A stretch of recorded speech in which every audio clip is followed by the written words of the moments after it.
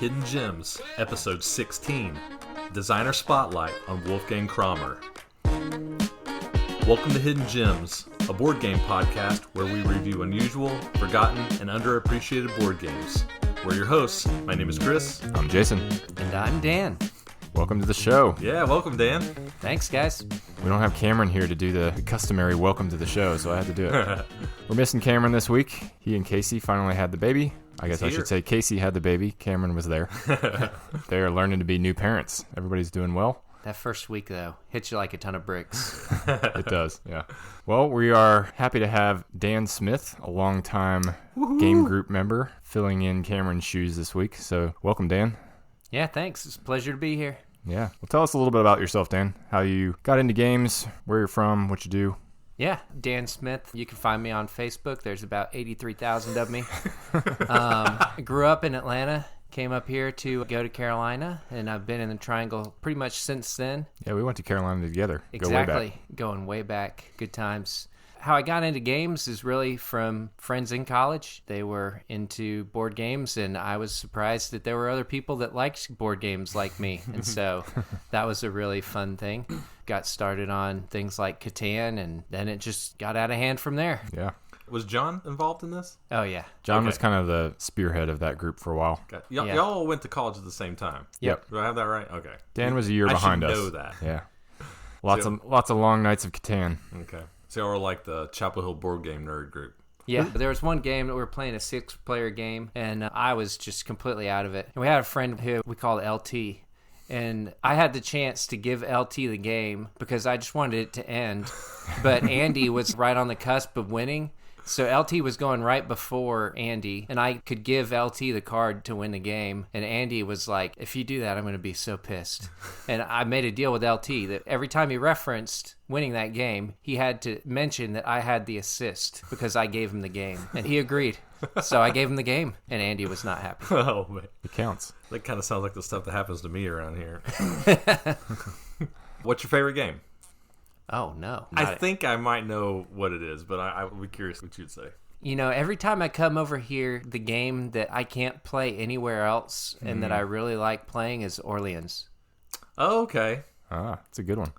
Yeah. It combines a lot of different mechanisms into one game. I like the randomness of the bag building. It's got area control and worker placement. It's like a cocktail. Well, we'll get to that in a minute, I guess. But, man, it's just a wonderful game. It has so many things that work really well together. Cool. Well, shoot, I didn't know that. We'll have to get that one out. I thought you were going to either say Three Kingdoms Redux. Oh, yeah. That's definitely high on the list. Because you're our Three Kingdoms history dude, and you just get all into that game. Or Seven Wonders. I do like Seven Wonders, too. But I know that you like it. So I thought it was going to be one of those two. Least favorite game? One of the three for tonight. No. Spoilers.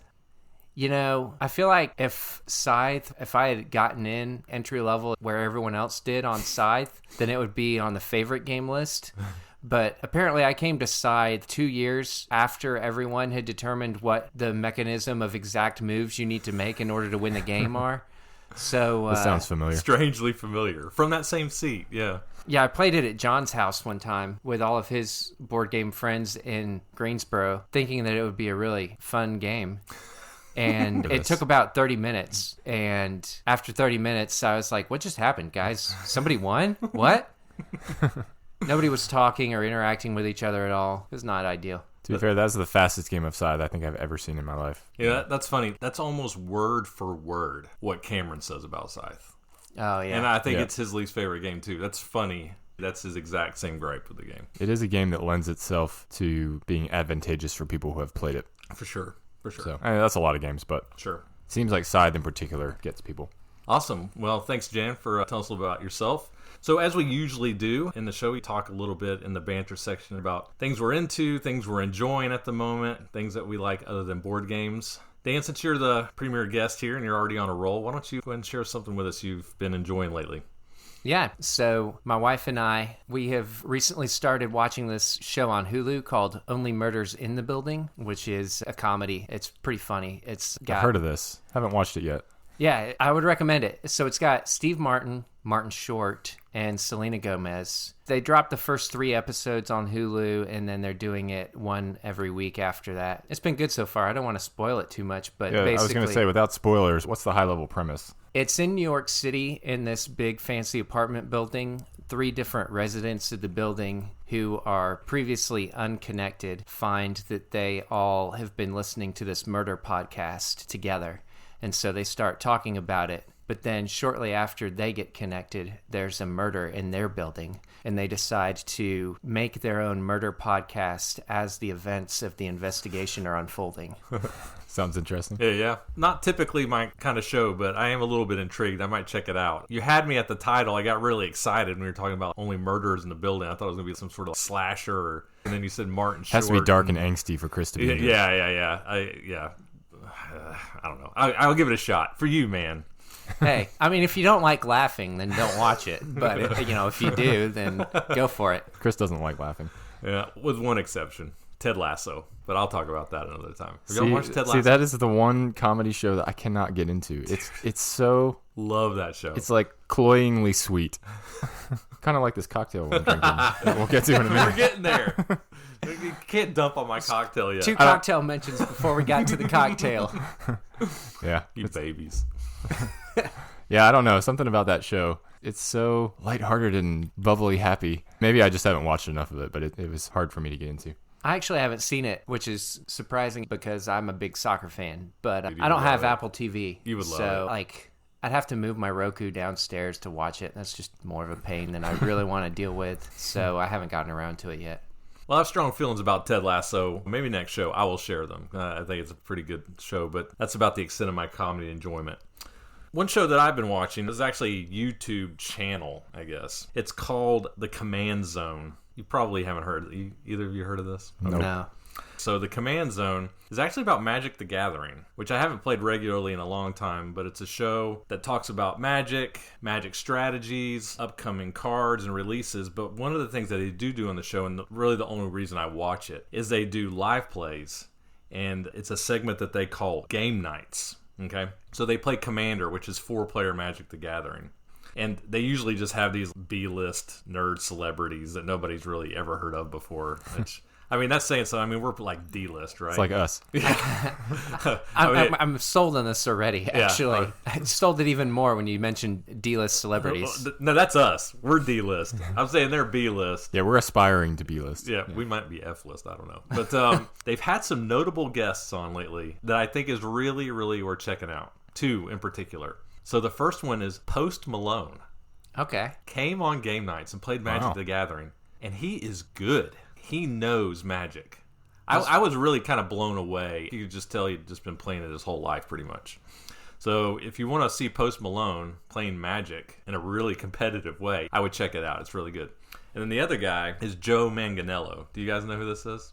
I don't think I've heard the name, but I don't know who it is. Yeah. So he's an actor. He's more of a supporting role kind of guy. So he's been in stuff like, what's that show on HBO? True Blood. I don't know if y'all ever watched that before. I don't watch a lot of the same things you do. I didn't watch True Blood either, to be honest, but I'm trying to think of stuff he's in. He's more of a supporting character. To be honest, probably his most famous role is when he was in Magic Mike. Oh, okay. Yeah, I can't say that I definitely saw that didn't movie. Sorry to let you guys down. Just Google him. You'll know him. He's fairly well known, okay?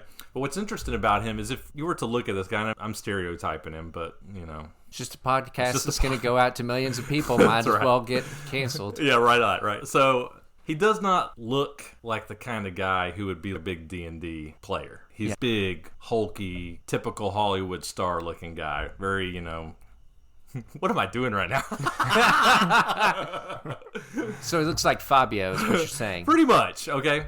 But he's actually a big advocate for D&D. He actually just got hired by Wizards of the Coast to do some stuff for them. He runs a D&D group in Hollywood, I believe. And he's got some really notable people in there. So Dan Weiss, co-creator of Game of Thrones, plays in his D&D game with him. The Big Show, a WWE wrestler. Vince Vaughn, James Gunn, director of Guardians of the Galaxy. Lots of guys playing this pretty game. cool. Yeah. And I highly recommend you go on YouTube and Google this. You can see his D&D dungeon that he has in his house. Apparently he took his wife's wine cellar and converted it into a D&D room. And they're still married? And they're still married, yeah. But at any rate, he plays on the show. Great episode. Also very knowledgeable about Magic the Gathering. I highly check out watching the show. It's really good. I will say, though, one caveat. If you're not familiar with Magic, it might fly over your head a little bit because it's high-level Magic. These guys really know what they're doing. And with Commander, the decks are really large. They can chain off these really huge combos. It can be hard to follow at times what's going on. But if you like Magic at all, check it out. It's pretty good. Cool. Well, speaking of Magic, transitioning away from TV into video games, I started a new video game to me, definitely not new to most of the rest of the world. Nope. I started Dark Souls. Oh, yes. Which I've never played. I mean, it came out in what, like 2007? Something like that? It's been a while, yeah. Demon Souls and then Dark Souls. Yeah, it's been a while. I've always been a Nintendo fanboy, and so it's never been available on any console that I've ever owned because I've never owned a PlayStation or an Xbox. But Dark Souls Remastered is on the Switch, and I gave it a shot, and it's been interesting. It's still brutally hard. Oh, yeah. Just like it always has been. One of my favorite games in recent times has been Breath of the Wild, the Zelda game. And I kind of lost steam on that game over time because it's just huge.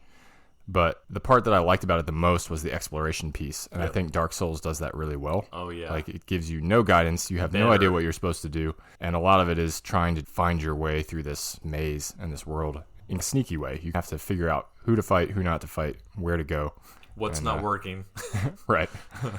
You get pounded into the ground like 10 times. It's like, that's probably not the way I should go. Yeah, been really enjoying that lately. I'm not that far into it yet, but give some more updates along the way, I guess. Yeah, Dark Souls is an awesome game. It is for sure in my top 10 video games of all time. I love it so much for the very same reasons as you just said. It is a hard game, for sure. But I think one of the things that makes it the most difficult is it just gives you nothing. They just drop you in this huge world. A lot of games are very linear, right? Point A to point B, and it's very clear that's what you're doing.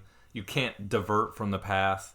In Dark Souls, you can go 100 different ways, and you will, and you'll die a whole lot. And you're like, that's not right. I need to go another way. And you eventually start to figure it out. But I like that element of exploration, like you said. Yeah. I think one thing, too, I really like about it, you mentioned this when you were over here the other night, is you felt like the controls felt kind of clunky, almost. Mm-hmm. And I think another reason why people find it to be a hard game is a lot of games these days, I feel like you can do what me and the boys call Spam X, where you can just, and just kind of hack and slash and be successful. You cannot do that in this game. You have to be thoughtful about how you swing your sword, because if you swing your sword and miss, you're probably dead, right? It's just that kind of a game. Yeah. Awesome game. I'm learning that the hard way. All right. Well, we've mentioned it a couple times now. Tell us about this very unique cocktail that we're drinking tonight. What does Chris? unique mean? I'm still drinking it, so I don't know what that says about the cocktail or about me. But is this my first cocktail miss here? All right. So as I mentioned earlier, we're talking about Wolfgang Kramer. So this cocktail is called the Big Bad Wolf. This is actually a very classic old cocktail. This cocktail was first listed in Mr. Boston's Cocktail Manual, old book from like 1935. It's a classic bar book. And I think the idea of the name is it's supposed to look reminiscent of pig skin. This is why they call it the Big Bad Wolf, if that makes sense. So this is what it has in it. The guys have been trying to figure out what's in this drink because it's very unique tasting for sure. So it's got an orange liqueur. I put Cointreau because that's all I had, but you can use anything really. Triple sec, whatever. 2 ounces of apricot brandy, grenadine, and then an egg yolk. Not an egg white. That's what it is. An egg yolk. Yeah. Never been a huge fan of egg drinks. Yep, it's an egg yolk, which when Talia found that out, she was repulsed by it. But I like it. I think it's pretty good, but I could see why some would not enjoy it. It tastes like an orange creamsicle. It does. The first couple sips I had were jarring, but it's growing on me. Really, the first 2 sips I took kind of felt like if you spray an aerosol air freshener in the room and then walk through it and then you feel like you've got these little particles of it in your like sinuses. That's kind of the experience I had the first couple sips, but that's died down a little bit. It's much better without that. I'm sure that's what Chris was going That's for. intense. All right, well, there you go. Big Bad Wolf. Check it out. It's different for sure, but I don't think it's too bad. All right. So as I mentioned, we're talking about Wolfgang Kramer today. And as we like to do, we're going to give a little bit of a bio on Wolfgang Kramer. We've done this on the last few classic designers, so I want to kick it to you guys and see what you think. Wolfgang Kramer, he's been designing games for a long time, much like Rainer Knizia, much like Stefan Dora. What do you think his BGG ID is when he was entered in the BGG database? What would you guess? I'm going to say 37. I don't really have a big frame of reference for this because I'm not on BGG all the time. The lower the number, the earlier in the timeline you were entered into the database. Yeah. It's generally how it seems to work. Oh, okay. So maybe 23? 7.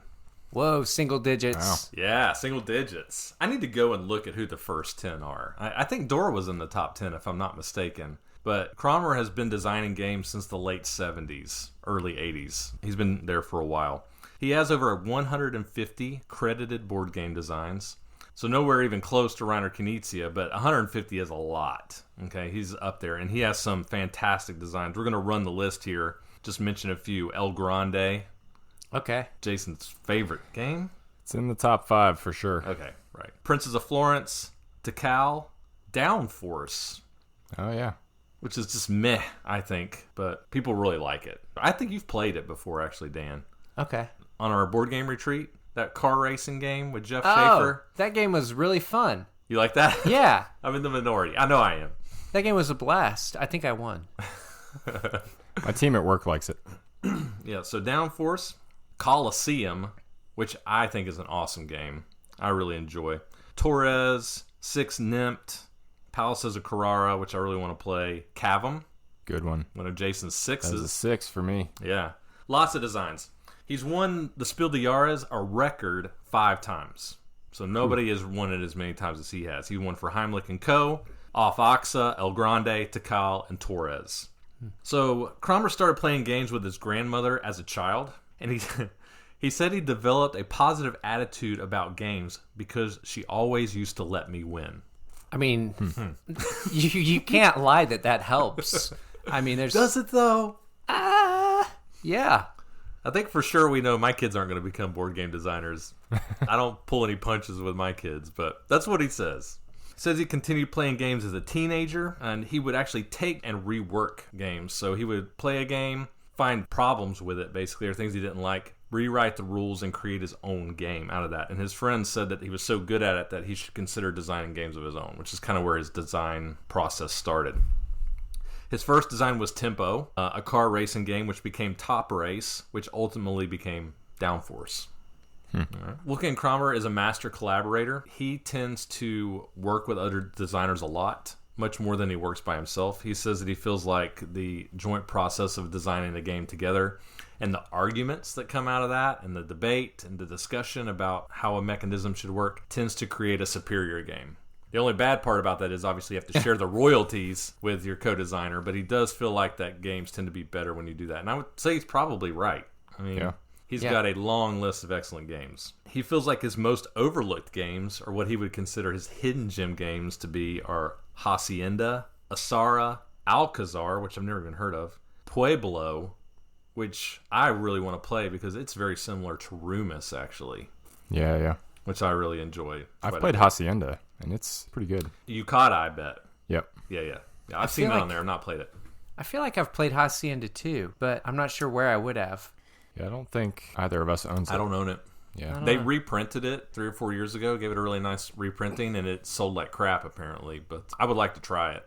2 more things about him. So in addition to making some really spectacular games, he also has a couple of other really lasting impacts that he made on the board game hobby. So one is the scoring track.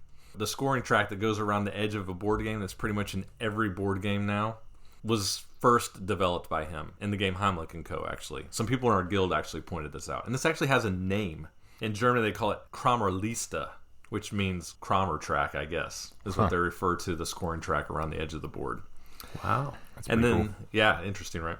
And then the second thing is actually board game designer recognition, which I think is pretty interesting. So 20 years ago and before, it was pretty commonplace for board game designers to not be listed on the box or in the rules. They didn't get any kind of credit. So Wolfgang Kramer in 1988, along with some other designers at the Nuremberg Toy Fair, created something called the Coaster Proclamation of 1988, where they all basically wrote out, we will not sign on to develop a game with a publisher unless they agree to put our names on the box, and they all signed it on a coaster, like a beer coaster. And there are actually pictures of this thing, or you can see it online. I don't know how that would hold up on court or anything, but this coaster exists. It's preserved for posterity. That's right. Cool. Yeah. And then one interesting fact about him, he also writes mystery novels. Talented guy. Talented guy. Yeah. Go figure. I did not know that about him. Wolfgang Kramer. Cool. I did look up the number 1 entry on BGG. You want to make a guess? Ooh. I'm going to go with Uwe Rosenberg. Nope. I'll give you a hint. It ties in very closely with the number 1 game entry on BGG. Oh, yeah. The number 1 is Demacher, right? Yeah. Who designed Demacher? Is that Karl-Heinz Schmiel? Yep. Boom. Demacher. Flexing, Dan. St. Petersburg. Was Sticht, which may or may not be coming up in a future episode. Yep. I'm so impressed right now. You shouldn't be. My wife's not. All right. Well, let's get into the games. Let's do it. Mm-hmm. The Queen of the Realm of Saga, which consists of 6 kingdoms, has been driven out by renegade members of the court. Players play as different princes who now engage in reclaiming her empire's lands for her. But in the eventual battles over distribution of land, the princes look out for their own interests. Over time, the kingdoms continue to change hands. In the process, the princes cunningly use the unique attributes of the various kingdoms for their own gain. Fame and honor will go to whoever is the decisive ruler of a kingdom when the queen returns to Saga. Nice, Dan. Thank you. Good job jumping straight in with the flavor That's right. text. Putting you on the spot right away. Yeah, I might as well have the full experience. That's right. All right. Saga. Published in 2004 by Uberplay and Cosmos. At the time of this recording, its BGG ranking is 6,767. Wow. It's up there. Yeah, up there. Designer, obviously Wolfgang Kramer, but also, as we mentioned, he likes to do co-designs. He was also joined by Horst Rainer Rossner in this game, who also co-designed El Capitan, Yeah. which we'll talk about in a little bit. I have no idea where I heard about this game, guys. Racked my brain today trying to remember where I heard about this game. I cannot for the life of me remember. Nobody talks about this game. Maybe because it's in the 6,000s on BGG. I heard about it somewhere, but I just do not recall, to be quite honest. It's an obscure one. All right, brief rule summary. Saga, in its simplest terms, is a game of card-driven warfare. You're taking a deck of cards and you are warring against your competitors to try to take control of kingdoms. So at the start of the game, there'll be 6 kingdom cards that are positioned in the center of the board, and each kingdom card is associated with a different color. What you're trying to do is capture those kingdoms in order to gain their benefits. Each kingdom has 3 pieces of information on it. The first thing is if you control a kingdom, it can give you anywhere from 1 to 3 points at the beginning of your turn if you are in possession of it. The second thing is some kingdom cards will give you an in-game or during the game benefit that you can use to your advantage. And then lastly, some kingdom cards will give you end-game scoring benefits. At the start of the game, everybody's going to get a deck of cards. Everybody's card deck has an equal strength. However, the distribution or the makeup of the decks is a little bit different. So, for example, in my deck, I might have a green knight that's worth 4, but Dan might only have a green knight that's worth 1 or 2 points. So the strengths are all the same, but the color distribution is a little bit different. The color of your knights will match the color of the kingdom cards that are in the center of the table. And what you're going to do on your turn is you're going to play a knight card face up to the table, and that is an attacking force. So these cards will have a value anywhere from 1 to 4. So let's say I play a yellow 4. That means I'm trying to take control of the yellow kingdom card. If the yellow kingdom card has a defending force of 4 or higher, I do not take control of it at that point. Play will continue around the table. It comes back to me. I will play a second card to the table. I can either start a new attacking force, so let's say I play the 3 of orange. I can play it alone and start an attacking force against the orange kingdom, or I can play it on top of the yellow card that I played before, adding to the strength of the yellow card. It's important to note that doesn't change the color or the suit of that attacking force, it just strengthens it. So now my attacking... And it has to be a different color, right? And it has to be a different color, exactly right. You can't have any duplicate colors in any one attacking force. So once that value exceeds the defending value, I take control of that kingdom card. And then all of the defenders, if I took it from the center of the table, go to the top of the table and they become free knights. The reason why that is important is that you can purchase free knights to add into your hand to play later in the game. And the cost of that is victory points. So if I took a 2 of green from the table, it would cost me 2 victory points to do that. Now, once I have the Yellow Kingdom, I can lose it if Dan or Jason play a attacking force that is higher than the one that I took it with. I will lose it to them. And it's also important to note that once you capture a kingdom, you cannot add any more cards to it to strengthen it. You have to stop at the value of cards that you captured it at. Play will continue around and around like that, with us capturing kingdom cards from the center or from each other until one person rids their hand completely of cards. Once somebody runs out of cards, the game ends immediately. At that point, you'll add up all of your victory point tokens you've collected. Remember, your kingdom cards will give you points at the beginning of your turn that you control them. Plus, the value of your defending forces in every kingdom you control will be positive points for you. Any end-game scoring benefits on the kingdom cards. And then from that, you will subtract points from your score equal to the unplayed knight cards that you have left in your hand once somebody goes out. The highest score is the winner. And that's generally how you play Saga. So, as I mentioned, Saga is a very simple game. It's just a deck of cards. That's it. There are really no other components other than your victory point shits. But did it feel warlike to you? Given that it's such a simple game with such a simple component set, did you feel the ebb and flow of battle? Did that come across in this game to you? That's an interesting way to put it. I don't think I had thought about it that way, which is maybe an indication that it didn't. If I think about it, though, it does have that push and pull feel of I have to build up this force because I need to take this thing away from Dan before he gets too many points off of it. I think what maybe holds it back from that a little bit to me is the fact that once you have taken over something, you can't change it. And as soon as you have exceeded the value, you immediately take it. Have to take it. So it's pretty much guaranteed that somebody's probably going to take it back from me because you can't do anything about it at that point. You can set yourself up well to maybe have a good defending force on it. But I don't know if I thought about it that way as I was playing it. I wouldn't say that I thought about it that way as we were playing, but I do, in hindsight, think that that aspect of the game did come through because it was really important to make sure that you had a solid idea of putting together your attack party to try to take a different castle.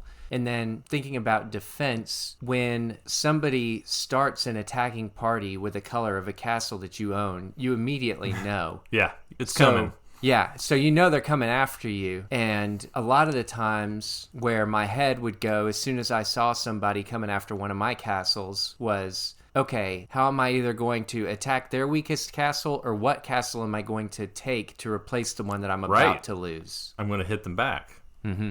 Yeah. I'm not saying that I feel like this is a super strong war game or anything, but I will say I played it with a few other people in our gamer group, Laura specifically, and we talked about how much it felt like, if not a war, almost like a boxing match, a fight. You get hit. I'm hitting you back. Boom, boom, boom. It's back and forth that way. At some points in the game, you'll be flushed with kingdom cards and it's pouring in, but you see them building up their forces to take it back from you. But what's interesting, I actually didn't explain this well in the rules, when you lose a kingdom, all of the cards that you were using to defend that kingdom come back into your hand. So you're reloading your hand to fire back and try to capture those cards back from your opponent. So it really does have that push, pull, ebb, flow, build up, tear down kind of feel that you would have with a very confrontational style of game. Yeah, the seeing what other people are doing and then figuring out a way to counter that part was pretty cool. I will say I never won this game, though, so maybe that's why I didn't see the warlike element to it. I think Chris won both times. That's usually how things go around here. I was a point off the first time. Very close. What did you guys think about the fact that you can purchase additional cards for victory points? Because this is a fairly low-scoring game, so there is basically a starting set of cards that are on the table at the beginning of the game, like the initial defending force for each kingdom. Right. And those are the cards that end up being able to be purchased by players. What did you think about that? I think originally I did not consider that to be something that was as valuable as it actually is. Yeah. Because it seems like the two things that are the object of the game, get victory points and get rid of cards. So if you pay victory points to get cards, I was thinking, why on earth would I do that? That makes no sense. It seems like a really dumb thing to do. I was with you. But Chris had played before when we played, so he was out there buying extra cards. And Really, it wasn't until thinking about the game in preparation for this that it dawned on me, hey, maybe that was a good idea. Because while the decks are so evenly weighted, even though their colors are distributed differently, the numbers are not. Everyone's got the same amount of 4 cards and 3 cards and everything. So if you want to differentiate yourself and make yourself more powerful, what you need to do is buy some of those cards.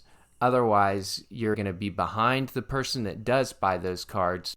Later in the game, once a lot of these castles get really fortified because they've been taken 3 or 4 times, right. You look at the value it takes to take everything that's left in the game, and it's just demoralizing because you know it's going to take you 5 turns to build up the cards to be able to do it, because the cards that you have that are strong are already sitting on the ones that you still hold. Right, and you wish you had those other ones that were available to purchase earlier. So that you have more at your disposal, right? Right, yeah. These are good points and a good question. This was actually one of my main cons, probably my main con for this game, is that I did feel like that choice of taking those free knights, there's no thought behind it. You do it, especially if it's a 3 or a 4. The 1s and the 2s, probably not, maybe not. But a 3 or a 4, if you can take it, you just take it. No questions asked, no thought required. I think the game, at least on the first couple of plays, does a really good job of lulling you into this false sense of length. You think the game is going to be much shorter than it actually is. And you're like, well, I'm trying to get rid of all these cards. I don't want to add another card to my hand. It doesn't make sense. But because the kingdoms change hands so many times over the course of the game, you will find yourself missing that extra firepower if you did not take it. Yeah. And so I think you have to take them. And any time in a game where you have to do something, that's bad. Everything should be a choice, right? I should be struggling about, should I take this card or shouldn't I? You just do it in this game. Yeah, it seems like the default play is when all the kingdoms are in the center of the table, right? And nobody owns any of them, is go for the ones that have 4s immediately. I guess you have to make sure you have enough points to take the card. Right. But you have the first option to take those knights when they become available if it's on your turn that right. kingdom gets taken. So it seems like the default play is get enough points to be able to afford one and go for one of the ones that has a 4. Right. One of the things I really enjoyed about this game, and this is another thing I didn't mention in the rules because I know we would mention it here, these kingdom cards are double-sided. Each kingdom card has benefits, and on the opposite side, it has a benefit that is similar but different in a way that makes the gameplay experience different for you. So you can play on the opposite side, you can mix and match the front and the back sides, which I really felt like added replayability to the game. How did you guys feel about these kingdom cards? Did you feel like the in-game and the end-game benefits added a lot to the game? Did you feel like some kingdom cards were maybe better than others? I don't know. What did you think about them?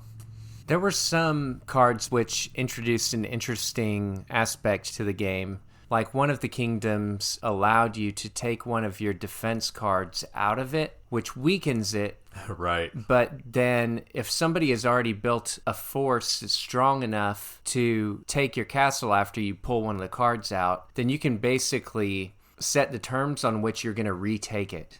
Right. And so You're I thought forcing that them to take it at a force weaker than they would want to, basically. Exactly. Yeah, I think there's definitely some subtlety there for sure. I'm not saying this is the deepest game ever, but there are some subtle layers of strategy here that you can exploit to get an advantage. And I think that's the main thing here. You're not going to make any huge leaps. There are times like in Terraforming Mars where somebody will make a play and you're like, oh my gosh, that was a ton of points. That doesn't happen in this game. It's very subtle manipulation, finding these little places to just barely come out ahead in the end, I think. Yeah. And it has that Uno feel to it of you constantly have to be watching how many cards each person has. It's funny because you mentioned you have this false sense of security that the game is going to be short and it actually ends up being long. I think that's true to a point, and then it becomes the opposite. You think, well, this game is going to go on forever because we're just going to keep trading kingdoms back and forth forever, and you keep pulling cards back into your hand. I'm never going to get rid of my cards because every time I put cards down on the table, I have to take cards back. But people slowly start to whittle down, and then all of a sudden it's there, Uno, right? And everybody's scrambling then because the only way to get out of that situation is for somebody to be in the position to be able to take something from that person and force cards back into their hand. And so I think that caught me off guard. But it was also another interesting point to the game where you have to constantly be paying attention to how many cards each other player has in their hand. Definitely. Want to move on to final thoughts? Let's do it. Jason, kick us off. Yeah, this is definitely an interesting card game. I don't think I've ever played a game quite like this. And I found there was a lot to think about in this game. I don't know that there was anything about it that wowed me to any incredible degree, but I enjoyed the plays of it that I had. And I think that there's still more that I could learn from it. And that's always a good sign in any game, of knowing that there's still more strategy there to be learned and more things to uncover. I ended up giving this game a 4. I was hesitating between a 3 and a 4, and I know you're gonna between a 3 and a 4. I know you're gonna rail on me Jason. for saying that, because I'm never committed to a number, but I'm gonna commit to a 4. I think it's a good game. I think people should explore this game. I think there's enough there as a heavier filler. You know, it's definitely a little bit too long to be considered a filler, but it's a long filler, not a long game. And I think there's enough there to be unique and interesting. Mm-hmm. So I landed on a 4. So since Dan's guesting with us, I'll go through the rating scale here just to make sure that we're all clear on the same page. It's been a while since I've gone through it. So at Hidden Gems, we rate on a 1 to 6 scale, with 1 being the lowest, 6 being the highest. If we give a game a rating number 1, that means we don't like the game, and we don't like the game because we think that something is inherently wrong with the game, or there's some sort of flawed mechanism. Don't buy it. Don't get it. If we give a game a 2... you probably shouldn't get it either, but that's just because we don't like the game, but it's not because there's something wrong with it. We just don't enjoy the game. 3 is what we call the meh game, or the game that's just okay. It's just all right. Doesn't really excite us. Didn't really do much for us. It's a pass. 4, this is a good game. We enjoyed it. We would be interested to play it again. We had a good time with it. 5, excellent, above average. Really enjoyed this game quite a bit. And then 6 are our favorite games that we don't hesitate to pull off the shelf. All right. With that being said, go ahead, Dan. So for me, I'm kind of wavering between a 2 and a 3, but I don't want to come in and just start throwing around hot takes on my first rating. So I'm going to go with a 3. Oh man, that's disappointing. Come on. You know. This game at the beginning had me excited because I really like card games, and it seemed like something at the outset that was going to have a lot of chaos to it and be unpredictable. And then as the game went on, it just became less exciting, more predictable, honestly more boring. And so by the end of the game, I just wanted it to be over. It's never a good sign.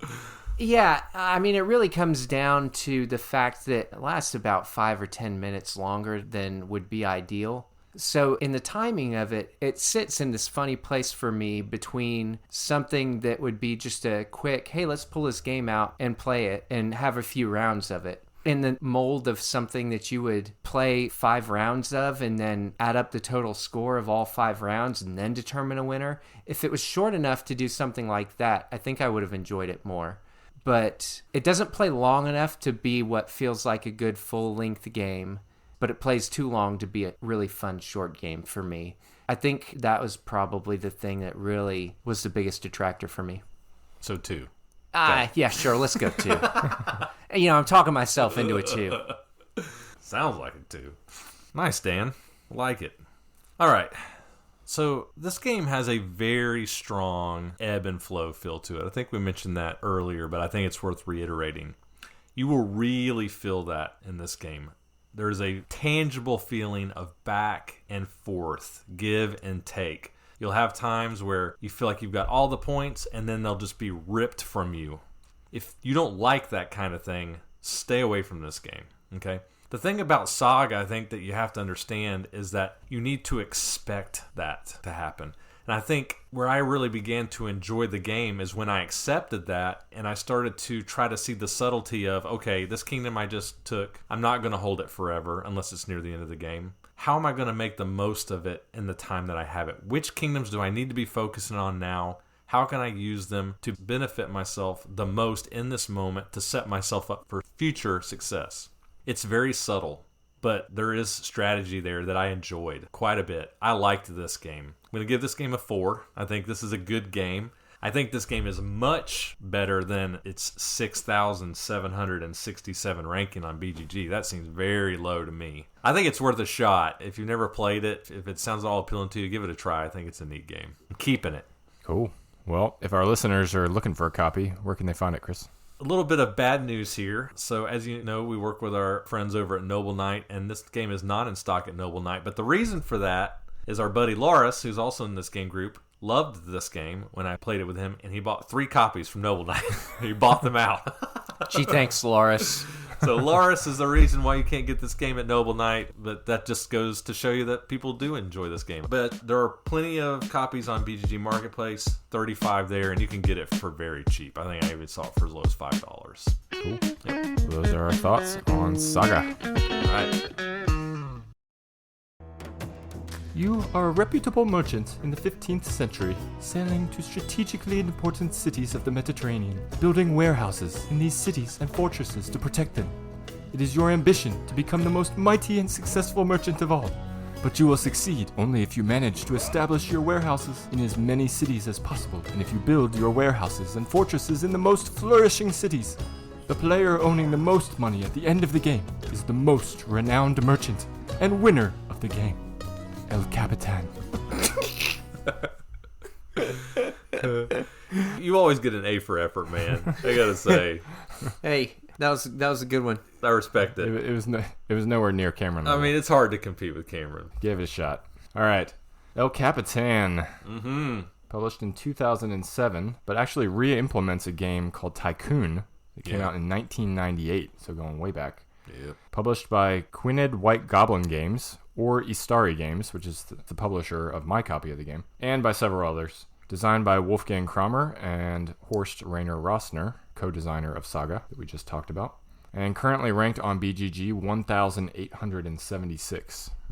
I heard about this game as part of our mining efforts, actually, and purchased it as part of our massive European game shipment that I did several months back. And, you know, it has a decently high rating on BGG, so and I had never heard of it before, so I was pretty excited about it. And then Daryl Boone, who's one of our guild members, actually recommended that we review it as well. So we fast-tracked it onto the review board, so here we are. I'll try to do as succinct as possible of a rules explanation to El Capitan.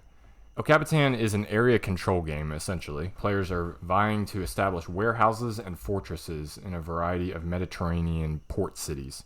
The cities are arranged on the board in a 3x3 grid, so 9 cities total, and each city has 2 port spaces, 2 fortress spaces, and then a long warehouse track where wooden warehouse pieces can be placed. Players are collecting money in 3 different scoring phases by establishing majorities of their warehouses in each of these cities. But they can also receive money for having warehouses in a large number of the cities, so having presence in those cities. Additionally, fortresses, while they're more expensive to build, give you a guaranteed form of income throughout the game. So on a player's turn, they can optionally sail their ship meeple, sheeple, whatever you want to call it. Shipple.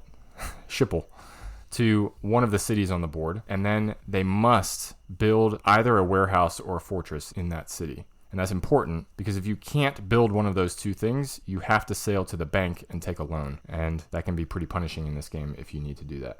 So sailing happens by one of 2 means. You use cards in order to sail around the board. There are 2 types of cards. There are destination cards, which have a single city name on them, and then a number of wax seals. So you can either use these cards to sail directly from any location on the board to that city, or you can use the number of wax seals that's on the card to move orthogonally along the board between the cities. These cards are usually more expensive, but there are cheaper cards that have 2 cities on them, and can be used to travel in either direction between those 2 cities alone. Once a player's arrived in a city, they will land in one of the 2 port spaces of that city, and each port space has a number on it, which is the cost that it will cost that player to build a warehouse in the city. So each city has a track that wraps around the city and has numbers along that track that increase for a while, and then they begin to decrease. As warehouses are placed on that track, they start at one end and work their way across, and the number that is next to the most recently placed warehouse on that track is the amount of income that will be received by the player who has the most warehouses in that city when a scoring phase happens. Additionally, whoever has the second most warehouses in that city will receive half of that amount during the scoring phase. So a couple other minor rules about the track that are important to understand is that a player can never have more than 3 of their own warehouses in a row in the track. One other thing about the track is that at certain specific spaces along the track, when a warehouse is placed on that space, it will bump a warehouse off the earlier part of the track, which is important for the area control because when a warehouse has been deactivated, it no longer counts towards area control. During the scoring phase, a couple things happen. So first, players will collect a certain amount of money that increases exponentially based on the number of cities that you have presence in, at least one active warehouse. Then it's by majority. In each city, whoever has the most warehouses, like I said, will receive the full amount of the dollar amount printed next to the warehouse furthest along the track. The person in second place gets half of that amount, and then whoever has built a fortress in that city is guaranteed to receive the half amount of that city, unless that city happens to be the one city on the board that has the most warehouses total, in which case fortresses are worth their full amount. Yep. So you go through 3 scoring phases like this, and at the end, whoever has the most money wins the game. So that was the shortest explanation of El Capitan that I think I can give. Hey, that was good. Yeah. Yeah, it was. So while this game is definitely an area control game, I got the feeling as I was playing it of it being sort of an investment game as well. And it may not have been clear in the rules, but essentially you win by having the most money, but you're spending money the whole game to purchase these sailing cards, to purchase warehouses, to purchase fortresses. I personally love games that make this trade-off where the win condition is also your primary currency that you have to spend in the game. Medici is one of my favorite games. Yeah. What did you guys think about that aspect? Did you feel like it was an investment? Because everything that you do is costing you endgame points, right? Did you feel that investment aspect of the game, or did it just feel more like straight up area control? Yeah, I absolutely did. I think this is a good leading question because the way that you just described it actually reminds me a lot of another game, which is one of my most favorite games of all time, Age of Steam. I've compared another game to Age of Steam on here before, I think. But I think that the comparison applies, and I'll try to prove why. So in Age of Steam, at the beginning of the game, the economy is so tight. You're making no money. You have no money. Every decision you make with every dollar seems critical because money is so tight. But as the game begins to open up and you expand your routes and you're delivering to cities and you're running those long routes, money becomes less of an issue. I feel that very strongly in this game as well. Once you get into the third round in this game, money begins to not become as much of an issue because your warehouses have become much more valuable. You've established more of a board presence. You have more money to work with. But in the first round or two, it's so tight. And to be honest, I'm pretty convinced that that's where the game is won or lost. Is can you be efficient as possible, taking as little loan money as you can while still trying to accomplish what you're trying to accomplish on the board. Because if you don't take enough loan or you have to sell back and take a second loan in the first round, you're done for, I think, in this game. And so I really felt the tightness of the economy in this game, for sure. Yeah, I would agree. I would say that to compare it to another game, it made me think of Power Grid because that's another one of those games where it seems like every decision that you make, if it is $1 off, $1 too expensive than it really needs to be, then you're going to wish you had that dollar later. And that was definitely true in this game. Things that stood out to me the most in this game is just how tight the economy is. I think you would be pretty hard-pressed to make it through the first round without taking loans. Don't think it's possible. It might be possible if you only went to the cheapest cities. Right? I don't know that I explained it in the rules, but each of the cities, the scoring tracks are different, and the cost to build there is different. And it's usually proportional, right? So the cities that get the most valuable are also the most expensive to build in. So if you went to all the cheapest cities possible and you just somehow magically got a great arrangement of sailing cards, maybe it's possible. But yeah, you're pretty much guaranteed to be taking loans. And when you take those loans, you're paying back with interest. So it just feels like you go through that first scoring phase and it's like, well, I just got all this money and I'm about to lose it all. Like Age of Steam. Because I have to pay my loans back. Yep. So we had mentioned this game being very tight in the first round, and it is. And I found in my plays of this game, one thing that I had an issue with, I do feel like this game has a little bit of a runaway leader feel to it. I'm not necessarily opposed to that in games. Food Chain Magnate, which is a game I really enjoy, definitely has a runaway leader feel to it. You can get your doors blown off in that game. But the thing about Food Chain Magnate is if that happens to you, it's usually their fault. It's usually because you made bad choices. I feel in this game, the person who becomes the runaway leader is the person who is able to successfully navigate themselves into a position at the end of the first round to get that full scoring benefit off of a fortress. Now, I know that that doesn't sound like a huge deal, because in the first round, it's not even that many coins or dollars. But let me tell you, I believe that it is a huge deal because the economy is so tight in the beginning of this game. That person getting that small advantage of 10 to 12 more coins than everybody else to start the next round is huge. It's hugely helpful. And I feel like that person just runs away. So much so that I feel like if I were ever to play this game again from now to the end of the time, that will be my primary goal every time I play the game, is to be that person. And I feel like that if that's true, that's a problem with the game, right? There's something that I know is dominant, or I feel to be dominant. I feel like I have to accomplish it. I have issues with that. Yeah, anytime that comes up, I always try to think, well, okay, games are built to be balanced. So if we knew Are that... they? Well, yeah, we assume that, right? We assume it, right? I'm not saying this one is necessarily. Right. I'm saying that's the assumption. So if that's the case, then what would I do differently in this game to combat that? Is there a way to combat that? Right. And I had a hard time coming up with a way to do it, right? I guess if you can forecast which city is going to be the one that is going to gain that bonus, then you make sure you're one of those people, right? Right, but I'm saying that's a at least problem. in the running. But yeah, that just shouldn't be there, I guess, is my point. the challenge is too that in that first round, mobility is extremely difficult too, right? I guess you could come right out of the gate, which is what I did in the last game, and just take loans right out the gate before you even start the game. And maybe that gives you more of that flexibility. I think so. And that worked for me. But I would wonder if multiple people in that game had taken that approach of like, we're all just going to take loans and we're all going to have enough money in the first round to be able to have more mobility and be able to go wherever is the most advantageous place to go rather than being at the mercy of wherever the winds take us, I guess. I wonder if that would make a difference. I don't know. Yeah, I get what you're saying, and I'm not disagreeing with you. I'm not trying to be contrarian here. I think what you're saying is, yeah, I see that as a flaw, and this is a way that you could combat that, to try to take advantage of that to come out on the top in that situation. What I'm saying is that just shouldn't be in the game at all. I don't like the fact that there is presumably something in the game that if you're not able to accomplish in the first round, you're effectively out of the running. That's what it feels like to me. And that is a problem, in my opinion. And in a game like this, if I know I'm going into a game with somebody who's never played it before, and I feel like I have to explain to them, look, this needs to be your strategy or you're going to be miserable for the rest of this game because you're going to lose by 150 points, which is, what the end game scores end up being in this game, right? Yeah, I would agree. That's a negative thing to have to do at the beginning of the game. Hey, I've never played this before. What should I know? Well, beyond the rules, this is how you should play. Oh, okay. So what's the point of playing? Right. We just throw some pieces out on the board. It's fun.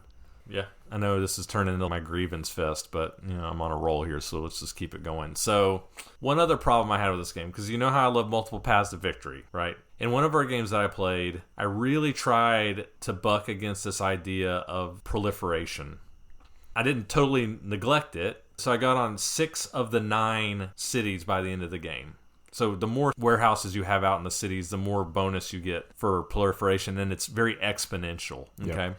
But in one of the games, I didn't focus as heavily on that, and I was like, okay, I'm going to spread out as much as reasonable, but I'm really going to try to focus on overtaking people in cities and trying to focus on majorities. This is an area control game after all, right? Yep. We're trying to control area. And I did that, and I did it pretty well. I was able to grab control of some pretty strong cities. But the fact of the matter is, the proliferation scoring is so powerful that if you're not involved in that, more or less equivalently with the high proliferation people, you're going to get your doors blown off. Not to mention, I don't know if you mentioned this in the rules, but if you get in all 9 cities, you get a bonus card on top of that. Oh, yeah. Which gives you even more points. So what I'm trying to say is I feel like this game is kind of forcing you, you're trying to take control in cities, but you have to spread out or you don't really have a shot. Felt that pretty strongly in this game. But I do feel that need to spread out introduces more randomness to the game, which I actually enjoyed. So you don't necessarily know if you're going to be able to get around to all these different cities because it depends on what cards are up when you play and how much money you have to spend on the cards. Sure. So if you're at the beginning and you really don't have any wiggle room with money, you're trying to make anything work with those cards, and you go wherever you have to fit within your budget. So it introduces a degree of randomness because you don't have a choice necessarily, but the choice is going to differ based off what cards are out there, so it's going to change from game to game. So the cities that end up the most occupied is going to change from game to game, and you can't really know every time which city is going to be the one that blows up and that you really need to have that big presence in, because a lot of it depends on what cards come up and what you can afford. While everything you said is true to an extent, I do feel like the game was designed in a way to introduce more randomness to try to keep it from being this thing where it's like, hey, just do this one exact thing. So you're saying, I just want to make sure I'm clear. So you're saying you should just plan to proliferate because that's what the game is telling you to do based on how it's designed? Is that what you mean? You need to plan to spread out as much as possible? I think so, yeah. Because by doing that, I think it makes the game less boring. I see what you're saying. But again, the problem I have with that is I don't want the game to tell me how to play. That's my problem with it.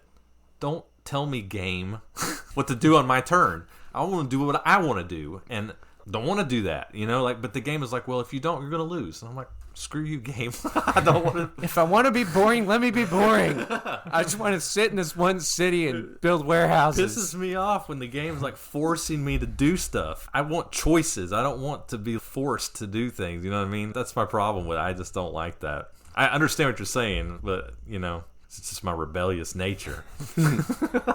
Well, with all that grief, why don't you lead us off on the final thoughts? Oh, Chris? Boy, we're going to get right into it, huh? I have a prepared statement. So I should never walk into a game thinking, I'm going to do X, Y, Z tonight in this game, before I've even seen the board state.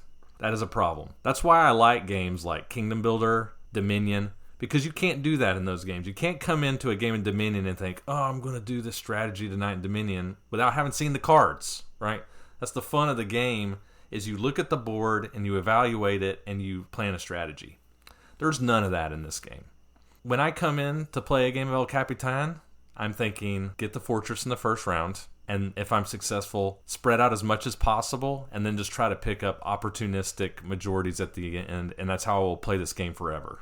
That's just not fun for me. Where are the choices that I'm longing for? Where are the alternate paths that can lead me to victory? I just don't see them in this game.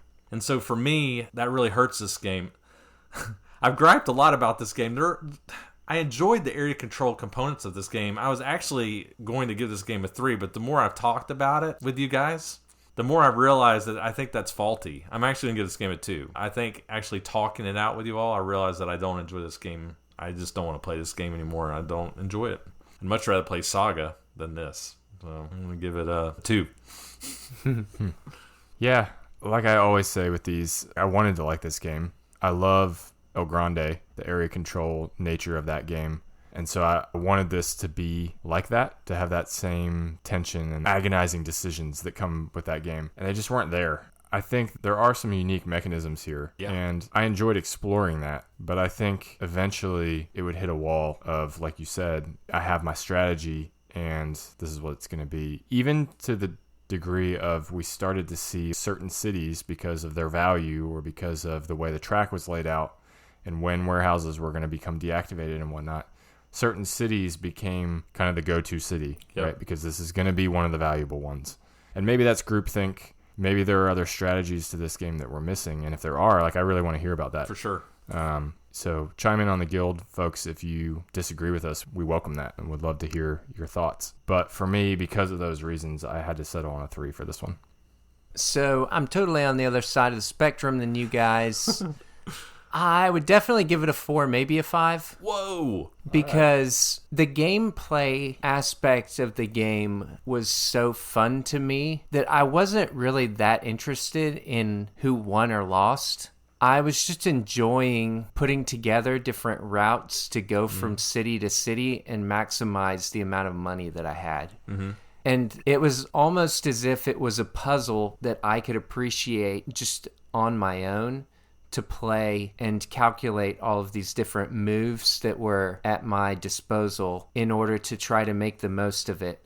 And I wasn't really that concerned whether I had more points than any of the other players. It was really more about trying to maximize what I could figure out was possible from the situation that I was given. Mm-hmm. And so this is a game that I feel like I would play even despite the fact that there was a runaway leader after the second round, because the sheer gameplay of it was so enjoyable to me. So even though I didn't even come close to winning any of the games that we played, I really enjoyed exploring the different mechanisms and trying to find ways to beat the leader by going to cities that other people weren't in, or trying to just stay off the beaten path a bit and see if I could find a way around staying in that big city with the big fortress by maximizing the potential of what I had before me. And I just found that to be really captivating and engaging. Cool. Yeah, man. I love it. Yeah, that's what makes this show interesting. Totally agree. Different people approach games in different ways. Yeah, and I think you do make a good point. The navigation puzzle aspect is fun. I enjoyed that part of it, trying to figure out how to get where I needed to get to accomplish my objectives. I guess my problem is I'd probably care too much about my score. I didn't like being behind. I was like, ugh. I'm just behind because I didn't get that freaking fortress out in the first Winning round. isn't everything, Chris. I know. Chris isn't used to losing. You may have picked that up from various comments throughout other episodes. You're just mad that I beat you the last time You did. You crushed us. Well done, Dan. I like it, man. Good points. All right. So that's El Capitan. Do you have the details on where to get it? I do. I know you don't. Let's do it for you now. So, Chris, tell us where we can find El Capitan. This game is in stock at Noble Knight Games. They have several copies in stock, so if you agree with Dan, it sounds interesting to you, want to give it a shot, you can pick it up there. Or if you want to try to prove Jason and I wrong, we welcome that. Check it out. You can get it at Noble Knight. If you do, remember that you can use our discount code GEMS21. You can put that in the coupon code. It'll get 10% off on your order. We would really appreciate that, and Noble Knight would as well. You can also find this game on the BGG Marketplace. There are 47 copies on BGG. Easily can get this game if you want. That's El Capitan.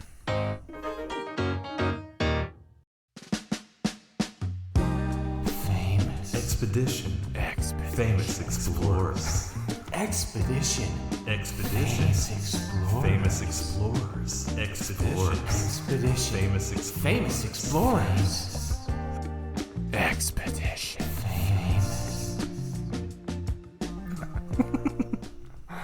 All right. Expedition. Famous explorers.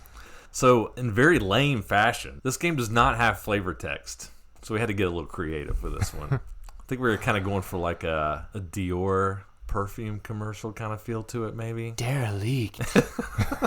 Right. Exactly. It's perfect. That's all we had, folks. Expedition, Famous Explorers, published in 2013, most recently by 8th Summit Games. This game is actually a reworking of an older game, Wildlife Adventure, which was published in 1985, which was later reworked as Expedition in 1996, and now in its most recent form, Expedition Famous Explorers. As I mentioned, published in 2013.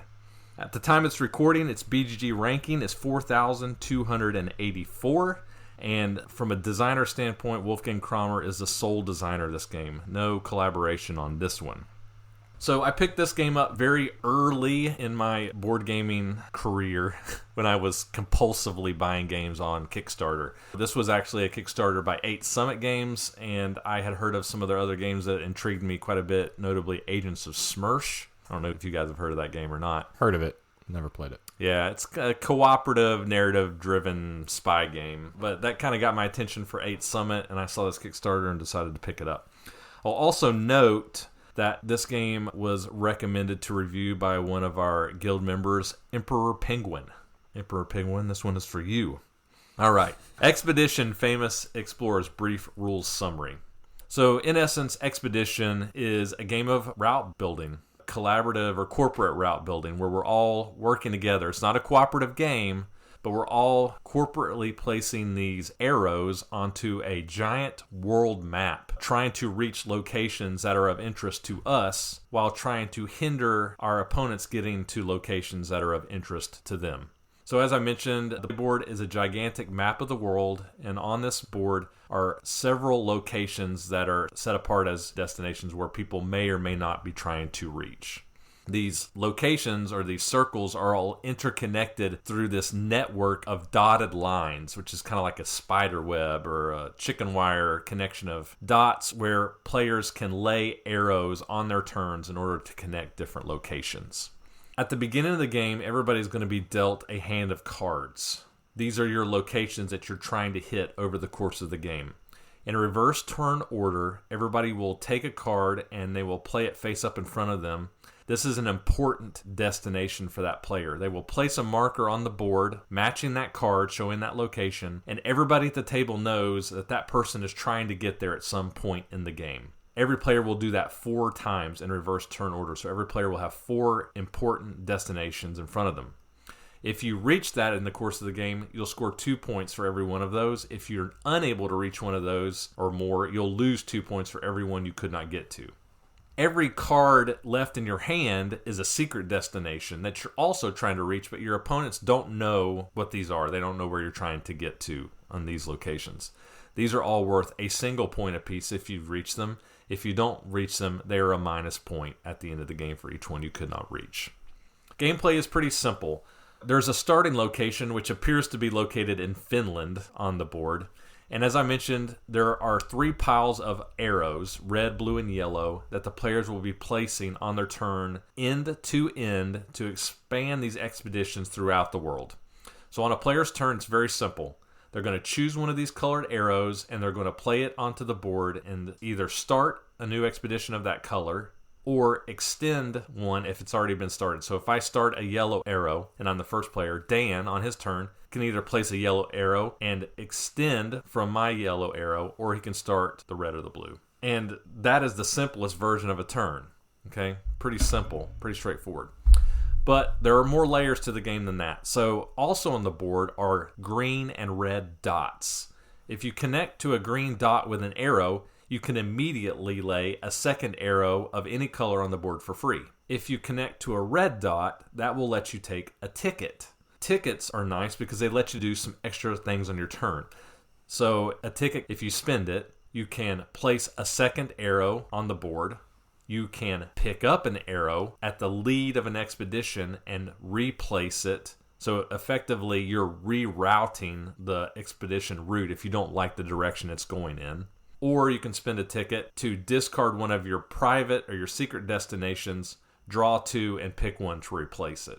In addition to tickets, there's one more thing that I should mention that's an important part of the game, and that's loops. So if during the course of the game you ever have your arrows, one color, loop back on itself and create a circle on the board, you can immediately, for free, place an arrow off of that circle at any arrowhead that's located within that circle, which can be quite big in some cases. So it gives you a lot of flexibility to go somewhere else on the map that you otherwise wouldn't be able to get to if you create a loop. The game will continue on like that until someone has rid their hands completely of cards. Once that happens, the game will end. Doesn't necessarily mean they've won, but the game will end, and then whoever has the most points at that point wins. And the reason why somebody can still win that didn't get rid of all their cards first is there are also public destinations, 6 cards that get dealt to the side of the board that everybody can go for. And if you're able to hook into those, that's worth a point as well. That's generally how you play Expedition Famous Explorers.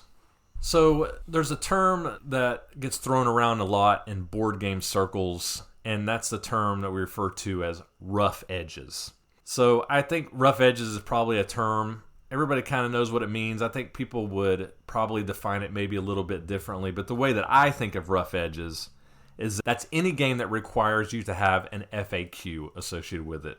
And the reason for that is that during the course of the game, you're going to have lots of fringe cases or weird situations or weird scenarios that the rulebook just doesn't address because of how the game plays, and it requires FAQs. Lots of constant asking yourself, is that legal? Can you do that? How did you do that? Stuff like that. That's rough edges to me. I feel like this game has that, specifically in regards to the looping rules. So I would ask you guys, did it bother you? Because I know that loops could be a contentious topic for us in this game when we were playing it, how loops were handled and such. Did you find that as an issue? Did you like it? Did you not like it? How did you feel about those rough edges? First off, I know that you did exhaustive research on all the FAQs before we played this game, so I feel like you had a pretty good handle on it, on the certain situations that we were going to encounter. Well, that's because the first time I played it, it wasn't with y'all, and we had issues. Yeah. We'll talk about that. There was something about this game. It's definitely a competitive game, and there's certainly tension.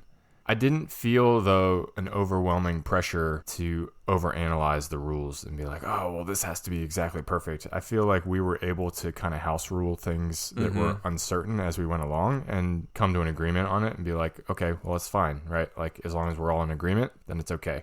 While there are a lot of potential edge cases, we didn't encounter them often, at least in the games that I played. There were a few, for sure. But like I said, we were able to just kind of say, okay, well, we're going to follow this general rule. And this seems to fit with that general rule, so we're going to go with it, right? So I don't think it negatively impacted me a whole lot, but it's definitely there for sure. So if you're the kind of person who struggles with that and who's going to want to understand every possible case and how it should exactly play out, it's going to be a challenge. Sure. Yeah, my thoughts completely align with so much of what you just said, because when we played, I felt like we could just go ahead and say, hey, this is how we're going to handle these situations when they come up. Then you know how the game's going to be played, and it becomes a non-issue. Yeah, I agree. I think with a game with rough edges like this one, you have to go through the FAQ and then for yourself establish a set of rules or guidelines that you're going to follow and just stick to them. Because the first time I played this with a really seasoned group of gamers in our game group who I love. So it's Max and Maria and Mike. And they're seasoned gamers. They know what they're doing. And numerous times over the game, things just kept coming up like, what do we do with this? We had a situation where a path connected all the way around the board. So I didn't mention this because it's a map of the world. The left and the right sides of the board, you can come out on the other side. And we had a continuous line run all the way across the board. Circumnavigated the globe. And we had a very spirited 25-minute discussion about whether this constituted a loop or not. And it was an interesting discussion, and we finally found out on BGG. It took me forever to find it, that I think the official ruling is that it is a loop. But my point is that you have to come into this game just knowing beforehand how you're going to handle situations like that so you don't get too bogged down in the minutia, because you can in this game. But I will say, I tend to like rough edges in games, and the reason why is because this game can allow for some super cool combos and moves, and you can get to places that look otherwise impossible to reach through this amazing combination of moves that you can make with green dots and tickets and making a loop and then connecting to another green dot, which gets you a ticket, and you use that ticket to go to this next city. That's fun. You just have to be prepared for that and make sure you're following your established set of rules. Yeah, for sure.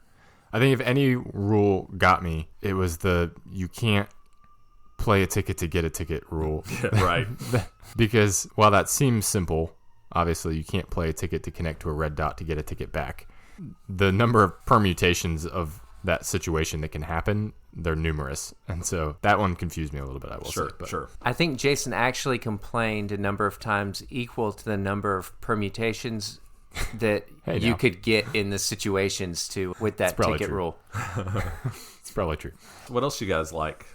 I really enjoyed the mix of the personal public destinations and then the completely private destinations that only I know. Yeah. I thought that was a really interesting balance, because even from the very outset of the game, you're having to make that decision of, okay, well, which ones do I make public? Which ones do I hold back? You're looking at where everybody else is going and saying, okay, well, I know this person needs to go to sub-Saharan Africa, so if I have a card there, it kind of makes sense for me to go there because I can probably get that one when they try to move the expedition that way. There's really cool strategy in that. Yeah, I liked this game because it had a very high unpredictability factor to it. Oh, yeah. Like you said, the green dots and the red dots correspond with the ability to loop. as well as the ability to reroute with the use of a ticket, can make it look like everything's going exactly where you want to go. And then all of a sudden, the next person plays a ticket and they do not have the same destination in mind as you do. Right. And they go literally the opposite direction. And you're like, no, I had been waiting for this to get there for 10 turns, and now you just ruined it, you jerk. But then you can create a loop and just go the opposite direction again. Just go right back. Yeah. Yeah, you're right, though. This game can really get away from you. I've seen several times people be one arrow away from getting somewhere and it just go way far away from you and real quickly in this game. Yeah, for sure. I like that. I think those are really good points. That kind of segues into the one other pro that I wanted to mention was the use of the tickets. I really feel like that adds a lot to this game. Is when do I use the tickets? Because tickets in this game are powerful, and because they're powerful, when you don't have them, you wish that you did, right? Yeah. And so if you blow them early, you're getting to where you need, but you might really wish you had them later. And so there's an interesting phenomenon in this game with the private destinations you're holding in your hand. There's a chance that somebody can do it for you without realizing it, right? An expedition might be creeping its way down towards something you want, and you're like, ugh. Should I just maybe place an arrow and use a ticket and make sure I get it? Or maybe Dan will do it for me, right? And so you're kind of pushing your luck a little bit, hoping that they'll at least get you close or do it for you so you can save that ticket for later. But there's an equal chance that it could end up another continent away if you wait, right? And so it creates a good tension of, ugh, do I use the ticket now or do I hold it, right? I liked that about this game. Definitely. And the other thing that I really liked about this too is by the nature of there being the public destinations, it creates an opportunity for everyone to be in the game by the end of it. Yeah. Because even if you're behind at the end, every other player knows how many secret destinations somebody has left, or if they've played them all, then they know, hey, as soon as that person gets to their last public one, the game's going to be over. So everybody is working against making that happen. And it gives you the time to catch up if you're behind, because it pulls the game out. And it doesn't pull the game out in a negative way. It really creates additional tension that makes the game more engaging. Yeah, I totally agree with you. And what's cool about that is you might hear that and say, 2 or 3 players working against me to not let me hit one of my important destinations. That can be painful, and it allows people to catch up. But despite that, because of loops. Yeah, there are a lot of tricky, clever ways that you can get around it. Yes, you can make it seem like, okay, he'll never be able to get it, and somebody can do some freaky weird thing with a loop and a couple of tickets, and boom, they're there, right? Freaky weird things with loops. Yeah, you know. Well, so aside from the rough edges aspect of it that we've already talked about, were there any other things about this game that you guys didn't like? I know I have one. Yeah, I've got a couple. Go All ahead, right, Jason. I'll just start. I think the art to this game is hideous. Oh. And not just hideous, it's non-functionally hideous. Yeah. I was actually astounded to hear you said that this was a Kickstarter, because I feel like normally Kickstarters, they're revamping all that stuff and making it pristine, and it's designed by Tool, and I think they tried all that stuff. Maybe credit to the Kickstarter folks. Maybe the original version of this was worse. Well, no, I think because it was a Kickstarter and they tried to make it look so good, they made the board overly busy.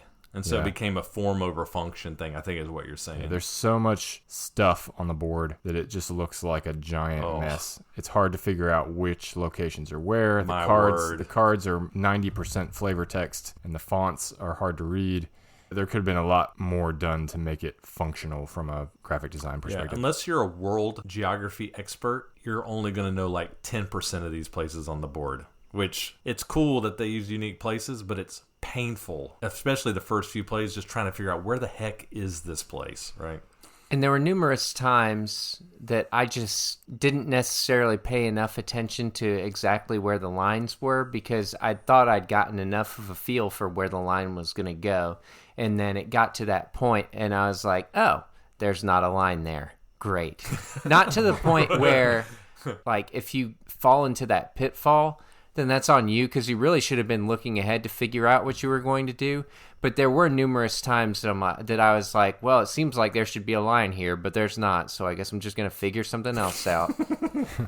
I agree. They're hard to see. In fact, you mentioned just how disheveled the board is or how just busy it is. One of the times that I came over here was when Chris played it the first time with the others. And I kind of looked at the board and was like, I'm going to go play Terraforming Mars with some other guys. Yeah, it's unnecessarily busy. No doubt about it. It's a hindrance, for sure. So one more quick thing. We don't do this often, and I only think we should do it when necessary, but I think it's important here. We don't often talk about player count in games. I strongly feel that this game is best at 3, playable at 4, no way at 5. Because it can get really unwieldy and tactical and just no semblance of control in a 5-player game. It's just out of control. Okay? Yeah, I would agree. Yeah, so we don't talk a lot about player count, but I think it's worth noting that I think this game is significantly better at lower player counts, and you should know that going in. All right. Well, Dan, you want to lead us off on the final thoughts this time around? Yeah, I'd be happy to. I really enjoyed this game compared with my first thoughts when it was unboxed and I looked at the board to my final impressions after having played it. They were polar opposite. At first I was thinking, no. And by the end I was like, yeah, let's play again. Just because I really enjoy games that are unpredictable, and it is unpredictable, but it has a clear focus of what you need to do. It's not something where you necessarily just get caught in this place where there are so many options and you can spend all day looking at the board and not knowing what to do. Like, I don't really prefer games that require you to stare at the board for half an hour to figure out what the next play should be. And this doesn't make you do that. Mm-hmm. It moves quickly. It is engaging throughout. It's unpredictable, but you have a very clear focus of what you need to do. And so all of those different aspects rolled into one made it a very enjoyable play for me. And also the fact that when you get to the end of the game, everyone has the potential to really be in it. So yeah, all these different things about it. I would give this game a 5. I'd be happy to pull it out and play it with anyone, really. And I think it's a very accessible game too, because it does have a lot of simplicity in terms of what the turn-by-turn gameplay looks like. But it also has depth when you come to really building great combos and being able to add on and just blow somebody's mind with something they thought was not possible. Yeah. Cool. Well, yeah, this game is tension the whole way through, but tension in the best way possible. There are just so many clever ways to make moves in this game, and that tension comes through in every aspect.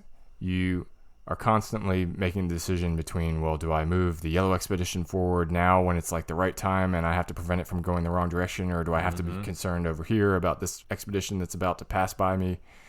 I loved all of that. The art definitely was a detractor for me.